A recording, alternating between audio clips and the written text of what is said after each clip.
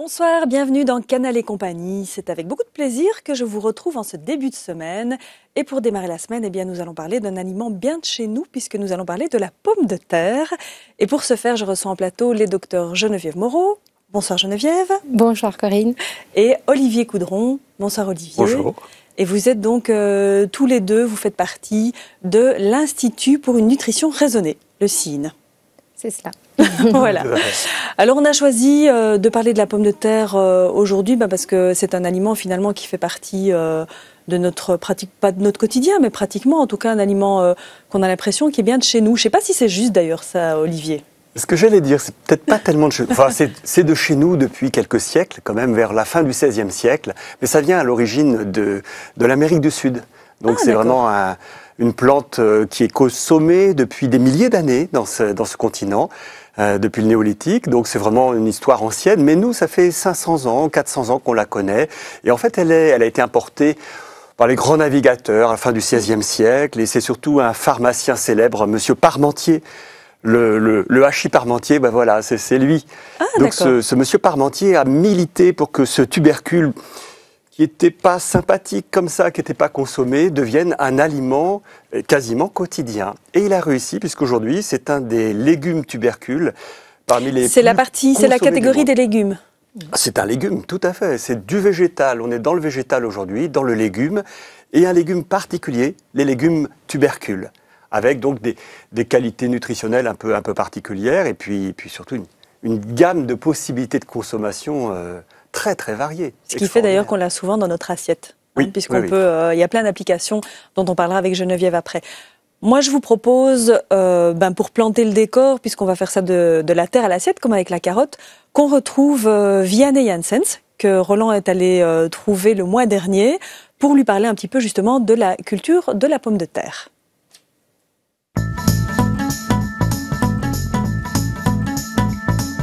Bonjour Vianney. Ah bonjour Roland. Alors en plein travail d'arrachage de pommes de terre. Exactement. Le mois dernier on s'était rencontrés une première fois pour parler carottes, donc aujourd'hui on va parler de la pomme de terre. Alors tout de suite une première question. Est-il vrai que la pomme de terre est la culture idéale quand on veut commencer un potager, qu'on n'a jamais rien cultivé et que ça nettoie le terrain? Tout à fait, c'est vrai. Donc en fait déjà la pomme de terre a un feuillage très important, donc ça va faire un ombrage qui ne va pas laisser la place pour les mauvaises herbes. Donc, ensuite, ça c'est très bien. Et ensuite, tout au long de la saison, on devra faire pas mal d'opérations sur les pommes de terre. On va buter les pommes de terre. On va buter les pommes de terre, exactement. Et puis on va arracher les pommes de terre. Et tout ça fait que cette terre est travaillée continuellement. Exactement. Donc après, le terrain sera très meuble. Et il sera prêt après pour accueillir d'autres cultures plus exigeantes. Voilà, déjà un bon conseil. Alors, la pomme de terre, elle se plante à partir de quand? Alors, on commence à partir de début avril, jusqu'à mi-mai. Voilà, c'est la période idéale. Alors, on parle souvent de pommes de terre hâtives, de pommes de terre nouvelles et de pommes de terre de conservation. Tout à fait. Comment est-ce qu'on s'y retrouve là-dedans? Alors, les pommes de terre nouvelles sont des pommes de terre qu'on cueille avant qu'elles soient à complète maturité. Donc, quand le feuillage est encore bien vert, et que le plant de pomme de terre est en général en floraison. C'est les premières qu'on déguste. Ce sont les vers premières. Au mois de juin, quelque chose comme ça. Juin, juillet, c'est ça exactement. Voilà. Donc ça a une peau très tendre, mais elle ne conserve pas du tout. Peau, tout à fait, on mange la peau, c'est excellent, mais elle ne conserve pas bien. D'accord, donc il faut les manger tout de suite. Voilà. Ça, c'est la pomme de terre nouvelle. Alors la pomme de terre hâtive. La pomme de terre hâtive, c'est une pomme de terre qui va arriver plus vite à maturité. Donc elle sera prête avant les autres, déjà fin juillet par exemple. D'accord. Donc là, elle sera déjà prête pour être conservée. Voilà. Ah oui, on peut déjà conserver. On pourra les conserver. Ça dépend des variétés. Il y en a qui conservent mieux que d'autres, évidemment. Et alors, il y a la pomme de terre de conservation, le mot le dit. Et celle-là, c'est celle que tu es en train peut-être d'arracher ici, déjà tout à fait. Oui. Ici, des Miss Blush, elles vont conserver très bien tout l'hiver.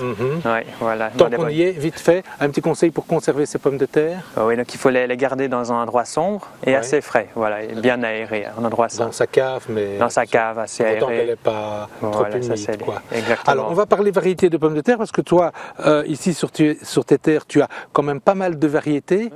Tu nous as préparé là un échantillonnage. Moi, j'aimerais bien qu'on en parle un petit peu. Tu nous montres Très bien. Donc ici, il y a 13 variétés. Et ici, j'en ai sorti quelques-unes qui sont assez originales. Donc voilà la désirée. Donc ça, c'est une pomme de terre déjà un beau nom, fondante. Oui, très bonne. Assez polyvalente. Ensuite, on a la Miss Blush, c'est celle que je suis en train de récolter maintenant. La Miss Blush. C'est une pomme de terre bicolore à chair ferme qui a une très bonne saveur. Voilà. Rouge et jaune, magnifique. Ensuite, on a dans les. C'est une chair ferme? C'est une chair ferme. Parfait. Voilà. Ici, on a la King Edward, Donc voilà, c'est une jaune avec des points roses. Ça, c'est une chair farineuse. Voilà. Ensuite, dans les pommes de terre de couleur, on a les vitellottes. Les vitellottes, ça, je me souviens, voilà, c'est ça. Celle-ci. Et les bleus d'Artois, donc qui sont plus rondes et avec une très belle chair à l'intérieur. Ah, ça c'est magnifique. Voilà. Ça, c'est une chair ferme aussi, bien sûr. Ça, c'est une chair ferme. La vitellotte est une chair farineuse. On rappelle que bon, les pommes de terre à chair ferme, c'est plutôt pour cuire à la vapeur, c'est ça? Non, oui, c'est ça, à la vapeur. Et alors, la farineuse, c'est plus purée, frites, soupe, voilà. Les chairs fermes tiennent très bien à la cuisson, en salade. Alors, revenons un peu à la terre, au terrain. La pomme de terre aime bien quoi? Un terrain quand même bien drainé? Assez drainé, tout à fait, oui. Elle accepte quand même un terrain un peu lourd? Elle va décompacter aussi le sol, donc ça va aller, elle aura plus de mal au début. Le sol sera plus froid pour se réchauffer. La pomme de terre est quand même sujette à une maladie qui est quand même connue de tout temps. Hein. Oui, le mildiou, tout à fait. Voilà, qui apparaît avec chaleur et humidité. Exactement. Tu as un truc à nous donner, alors, un truc un peu naturel peut-être pour essayer de protéger tant qu'à faire ce peu. Déjà, il y a des variétés qui sont plus résistantes naturellement. Il faut sélectionner déjà ces variétés, qui résisteront naturellement mieux. Et ensuite, on peut pulvériser en prévention du purin de prêle et d'ortie pour renforcer le plant contre le mildiou. Voilà, donc ça va aider un petit peu. Et puis on croise les doigts pour que la saison soit bonne. Voilà. Eh bien, en tout cas, Vianney, merci. Avec grand plaisir. Je peux repartir avec ça? Bien sûr. Tu me les donnes? Oui, bonne dégustation. Faire un petit test en cuisine. Voilà. Merci, à la prochaine. À la prochaine. Oui.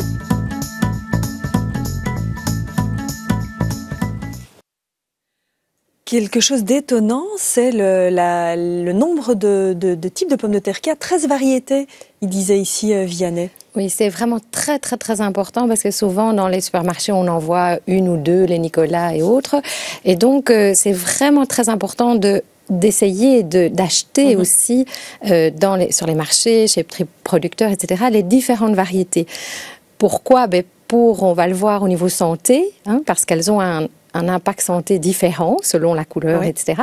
Mais aussi, en plus, c'est qu'au niveau de la terre, c'est très intéressant de travailler sur la biodiversité, sur les préservations de sol, etc.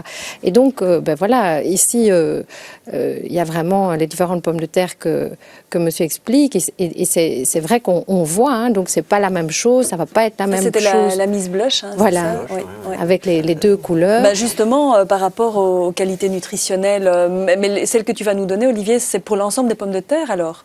Oui, il faut bien comprendre, il y a quelque chose de commun dans toutes ces pommes de terre et dans les dizaines et dizaines de variétés, c'est leur teneur en glucides, donc ce qui nous nourrit, il y a beaucoup d'amidon, donc c'est un glucide, c'est vraiment d'abord et avant tout un tubercule, donc quelque chose qui est nourricier, plus que la plupart des autres légumes.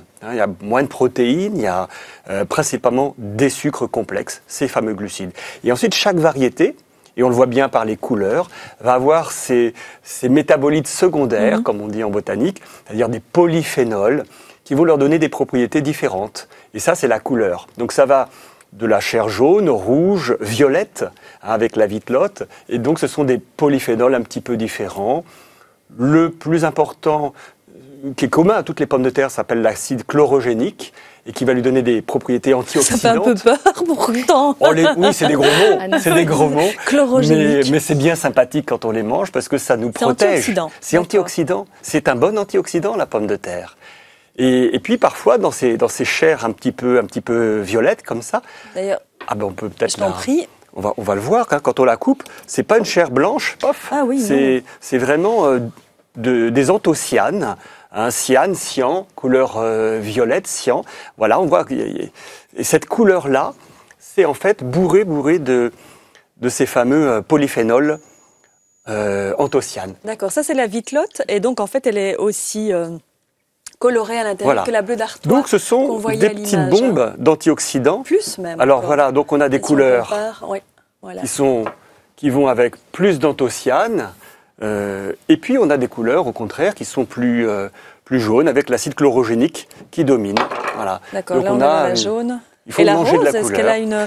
Ça c'est la belle de Fontenay ou... Oui, la belle de Fontenay. Oui, c'est la belle de Fontenay. Là on a... Alors là c'est intéressant. C'est la peau uniquement, d'accord. Oui, mais c'est très intéressant parce qu'on voit que cette chair jaune contient beaucoup de sucre et la peau de la pomme de terre, elle est colorée. Donc les pigments et les antioxydants sont davantage concentrés dans la peau. Donc on en revient à ce que Geneviève dit souvent, voilà, si c'est par exemple une culture bio, on peut vraiment garder la peau, donc ça c'est intéressant. C'est important et on verra dans la cuisson, par exemple, dans la cuisson de la pomme de terre, eh bien les antioxydants, les fameux polyphénols, ne s'en vont pas avec la cuisson, au contraire. Oui, donc et ça, donc c'est ça important. c'est important. Et d'ailleurs, une chose importante aussi, Olivier, qu'on ne sait pas nécessairement qu'on parle de cuisson, c'est que surtout, il ne faut pas la manger crue. Tout à fait. Donc ça fait partie des légumes qu'on mange cuits. On ne consomme pas, ça fait partie de la famille des solanacées, ça ne se consomme pas cru. On ne fait pas du jus de pomme de terre ou on ne mange pas des pommes de terre râpées crues. C'est toujours cuit pour détruire un certain nombre de composés qui sont toxiques. Donc ce serait une erreur de la consommer crue. Ça se mange cuit. Et là, il y a toutes sortes de cuissons qui vont de la cuisson vapeur, cuisson au four avec la peau, sans la peau, la frite, les chips, les cuissons rissolées après dans un peu d'huile de colza. Mais justement, je ne sais pas si tu en avais terminé avec les qualités nutritionnelles. Jamais. On n'aura jamais fini. Donc on a parlé du côté glucides. Est-ce qu'il y a des éléments qui sont vraiment en quantité dans la pomme de terre et que si on se dit voilà, je manque de ça, la pomme de terre va me l'apporter? Alors, première chose, en effet, c'est de dire que ce sont des glucides. On parle d'index glycémique même élevé quand elle est très cuite et empurée. Mais c'est bien, il faut manger des glucides. Maintenant, il ne faut pas manger que ça. Après, c'est plus lié à la pomme de terre, c'est ce qu'il y a avec la pomme de terre dans l'assiette. Donc il faut aussi c'est la manière dont on va l'accommoder. C'est la place dans les menus. Quand tu dis des sucres, on est bien d'accord que c'est des sucres lents. On parle bien des sucres lents, de l'amidon. C'est de l'amidon. Donc c'est vrai que la pomme de terre fait partie des aliments qui apportent des glucides. Et c'est bien, il n'en faut pas trop, mais c'est bien dans l'équilibre. Et que c'est un amidon qui, lorsqu'il est bien cuit, va être rapidement assimilable. Donc on appelle ça un index glycémique élevé. Sauf la pomme de terre que vous avez fait cuire la veille, que vous sortez du réfrigérateur. Et là, l'amidon s'est reconfiguré au niveau chimique. On appelle ça une rétrogradation. Et là, l'amidon devient lent. Ça devient un sucre lent. Donc, c'est important pour les gens qui ont donc, c'est bien de la rissoler. Donc voilà, par exemple, on peut cuire les pommes de terre, par exemple, à la vapeur et les garder dans le frigo. Et le lendemain, les rissoler, par exemple, avec l'huile de colza, avec une température en dessous des 180, donc vers 130 degrés. Et là, donc sur feu moyen, sur les tacs. Et là, en fait, son pouvoir sucrant, son index glycémique va être plus bas que quand on la mange la veille. Donc, par exemple, quand on refait une salade, par exemple, haricots le lendemain avec une petite pomme de terre rissolée, eh bien, son pouvoir sucrant, il y a moins de sucre, entre guillemets. Donc c'est intéressant, parce qu'on n'imagine pas toujours. On se dit, est-ce qu'on peut encore les manger, etc. Et je rajoute... la préparer à l'avance, c'est pratique, comme ça on peut la faire la veille pour le lendemain. Faire une grosse casserole et là on peut la manger froide. Tout à l'heure je disais, il ne faut pas la manger crue, mais on peut la manger en salade, bien sûr. Il ne faut pas confondre... Et donc, quand les mamans préparent les pommes de terre le soir, qu'il y a le petit bout qui vient vite prendre un petit morceau de pomme de terre crue, bien c'est mieux pas, parce qu'il ne le digère pas. C'est pas toxique, mais il ne va pas bien le digérer. Donc ça. Donc ça n'amène strictement rien en fait. Voilà. Tu as parlé des qualités nutritionnelles, donc vitamine C, potassium. Alors, il y a en effet plein d'autres choses qu'on ne connaît pas. C'est plein de vitamine C, la pomme de terre. Ça couvre 15-20% des besoins quotidiens en vitamine C si on en mange une portion. C'est bourré de potassium également. On a parlé des polyphénols antioxydants. Alors, il y a un petit peu d'autres minéraux, il y a du manganèse. Mais donc, c'est un aliment qui n'est pas vide. C'est un aliment plein, et surtout si on le mange avec sa peau. Donc on parlait des pommes de terre nouvelles dont la peau est fine et assez facilement consommable. Des pommes de terre bio dans lesquelles il n'y a pas plus de micronutriments, mais il y a surtout moins de choses qu'il ne vaut mieux pas manger. Qu'on ne souhaite pas trop avoir dans l'assiette. Et donc il y a beaucoup de micronutriments, dont le fameux potassium, qui est important à avoir dans l'alimentation, et de la vitamine C. Alors souvent on pense à tort que si on va cuire une pomme de terre à la vapeur, au four ou même rissoler à la poêle, elle va perdre ses qualités, sa vitamine C. Eh bien c'est pas vrai.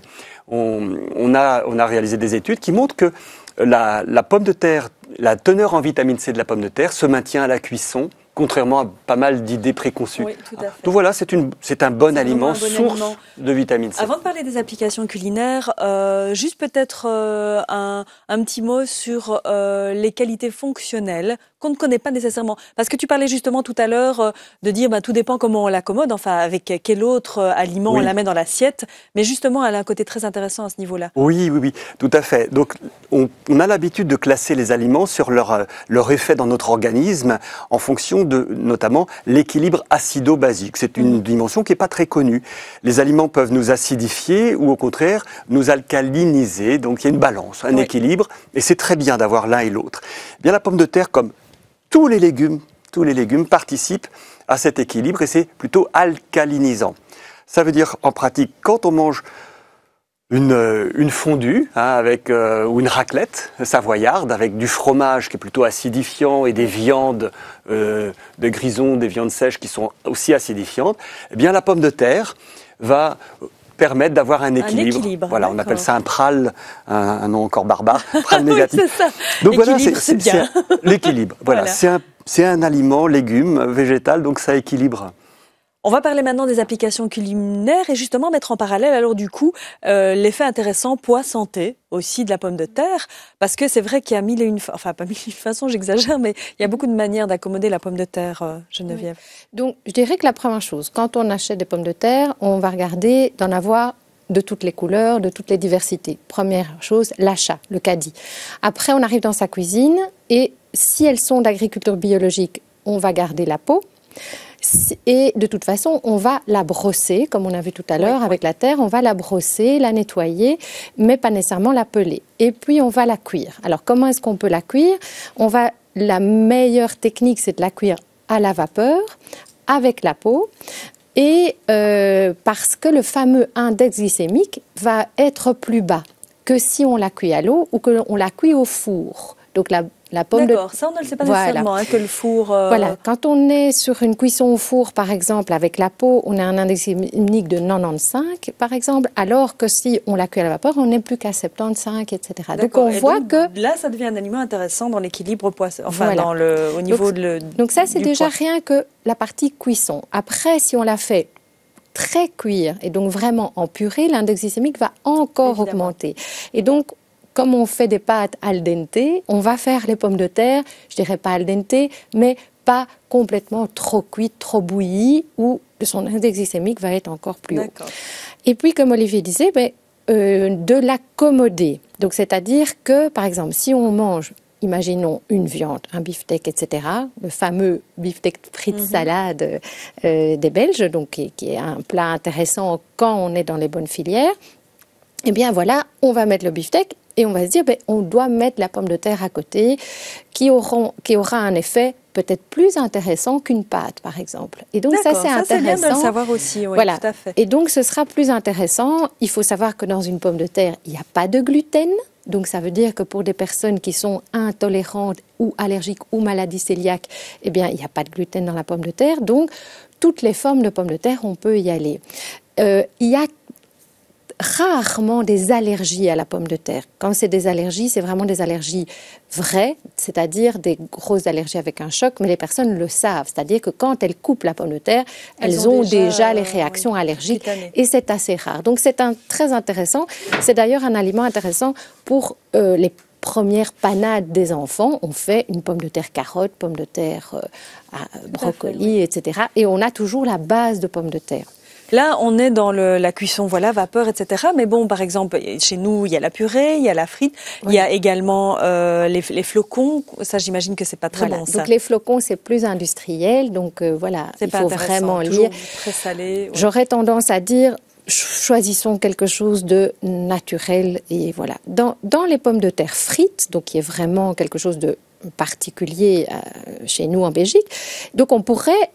Et c'est intéressant de travailler la pomme de terre, donc de la couper en frites, même avec la peau, et donc de pouvoir avoir un cornet de frites avec des couleurs différentes. Ben voilà, on le découvre ici. Voilà, donc c'est un cornet de frites qu'on a fait avec des chefs chez nous, chefs Yen, et donc on a travaillé les frites avec des pommes de terre de couleur, mais aussi avec d'autres légumes racines comme la betterave, comme le panais, comme la carotte qu'on coupe en frites. Et la cuisson, on va les cuire à l'huile. Et dans l'huile, eh bien, on va utiliser l'huile de colza. Maintenant, dans tous les supermarchés, il y a des huileries qui travaillent, vous allez voir, avec les huiles pour friture, oméga 3, riche en huile de colza, et donc qui est très intéressant. Oui. C'est toujours bien choisir, évidemment. Toujours bien. Oui. Et alors, c'est important, quand on utilise une huile, la température de cuisson qui va avec. Toujours mettre la friteuse juste en dessous des 180. Donc moi, je préconise 175 degrés et de les cuire les fameux 2 fois. Alors, c'est très important, toujours, pour l'effet oxydation, toujours sécher les frites. Donc, c'est-à-dire ne pas mettre de l'eau dans la friture en même temps. Donc, toujours bien sécher les frites qu'on prépare. Et les éponger également quand elles sortent. Voilà, c'est ça, d'enlever le surplus de... Et alors, toujours dans nos huiles de friture, eh bien, changer l'huile toutes les 7 bains. Donc ça, c'est important. Pourquoi? Pour qu'il n'y ait pas de résidus, que cette huile ne s'est pas oxydée, dégradée et de faire les fameuses graisses trans, là, comme on en a déjà parlé. Donc ça, c'est vraiment important. Et je pense qu'au niveau ludique, au niveau des petits cornets de frites, quand on propose quelque chose d'autre, c'est vraiment important. Et puis, on a toutes les gammes aussi des purée. Donc, est-ce que c'est mieux purée beurre, lait ou purée huile, comme on l'a dans le sud de la, sud de la France? C'est un peu selon les goûts, j'aurais tendance à dire. Quand il y a c'est bien, tout est autorisé avec vous, du moment qu'on le fait bien. C'est que dès qu'on va prendre une purée, on a dit, ce que les gens n'aiment pas trop en général dans la purée, c'est que ça a un index glycémique élevé, ça rentre rapidement, augmente rapidement le taux de sucre. Mais dès qu'on rajoute du beurre ou de l'huile, que ce soit donc ça va baisser l'index glycémique. Dès qu'on met du gras dans un plat cuisiné, dans un repas ou dans une assiette, notre index glycémique baisse parce que l'absorption est plus lente. Là, tu nous fais plaisir, Olivier. Et donc, voilà, c'est important de ne pas avoir peur du gras. Simplement, il faut choisir le bon gras, donc des huiles, des vrais beurres ou l'huile de colza. Ou riche en oméga 3. Bien sûr, qui sont des huiles santé. Donc, ça fait partie de la santé. Et en même temps, ça contribue un petit peu à baisser l'index glycémique d'une purée. Donc, une purée avec d'une bonne huile d'olive et un peu d'huile de colza ou du beurre, c'est excellent. C'est excellent. Pour l'apport protéiné, donc de mettre le lait, par exemple, un lait oméga 3, il y en a maintenant partout. Et donc ça, c'est intéressant aussi de... Chez les jaune d'œuf oméga 3. Voilà, le jaune d'œuf. Donc c'est vraiment... important, et je dirais, c'est bien de chez nous, de saison. Mais ne nous en privons pas, mais faisons-le intelligemment. Et vous avez amené une recette intéressante qui est justement une purée, et une purée colorée. Voilà.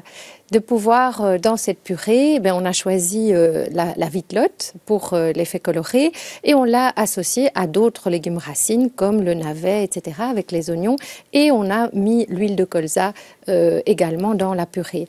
Et donc, c'est toujours intéressant dans la cuisson de la purée, de ne pas aller jusqu'à ce que, même si au mixeur c'est toujours un peu plus dur, mais ne pas aller jusqu'à ce que la pomme de terre soit totalement bouillie et en morceaux.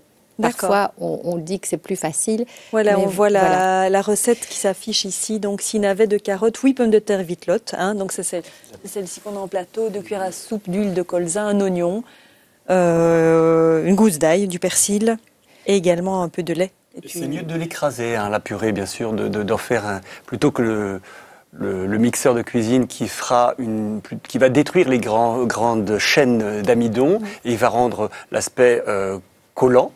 Donc ça, c'est une réaction qui se fait au niveau chimique. C'est mieux de l'écraser pour avoir une texture en bouche qui soit moins collante, plus agréable.